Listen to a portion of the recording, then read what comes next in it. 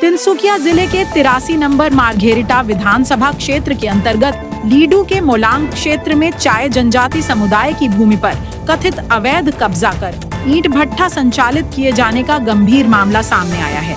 इस संबंध में असम चाय जनजाति छात्र संस्था की मार्घेरिटा शाखा ने प्रशासन के समक्ष शिकायत दर्ज कराई है। संस्था के आरोप के अनुसार योगेश दास और जमीनुल रहमान उर्फ पिटका नामक 2 व्यक्तियों ने बिना किसी वैध अनापत्ति प्रमाण पत्र और आवश्यक सरकारी अनुमतियों के एक ईंट भट्ठा स्थापित कर उसका संचालन किया है। आरोप है कि इस कार्य में सरकारी नियमों और कानूनी प्रक्रियाओं की अनदेखी की गई है। दावा है कि स्थानीय चाय जनजाति समुदाय से संबंधित सोनू मुड़ा नामक व्यक्ति को कथित रूप से धोखे में रखकर उनकी लगभग 9 बीघा 2 कट्ठा भूमि पर कब्जा कर उक्त ईंट भट्ठे का निर्माण किया गया। इसके साथ ही योगेश दास पर फर्जी लीज दस्तावेज तैयार करने का भी आरोप लगाया गया है।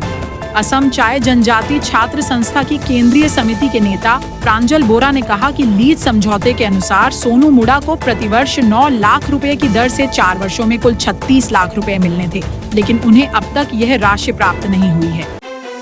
मामले को लेकर मार्घेरिटा राजस्व चक्र अधिकारी कार्यालय में दूसरी सुनवाई आयोजित की गई।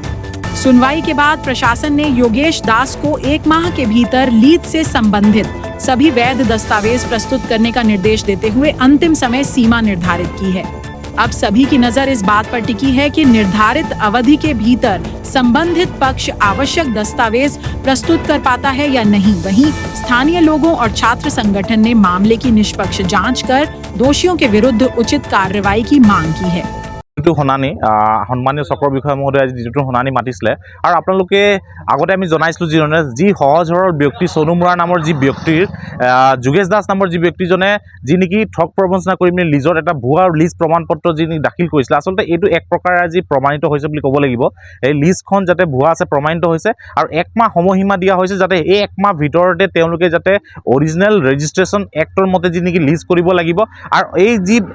তেওঁলোকে যি ইমান দিন যে ভুৱা যি প্ৰমাণপত্ৰ যে তেওঁলোকে যে হেৰিখন চলাই আছিলে লিজখন দেখুৱাই আছিলে সেই লিজৰো যাতে এটা উচিত সিদ্ধান্ত আমি পাম বুলি আমি 1 মাহ পিছত আশা কৰিছোঁ। আৰু এটা সবতকৈ ডাঙৰ কথা আমি ইতিমধ্যে ক'বই লাগিব যে এই আমি যি যোগেশ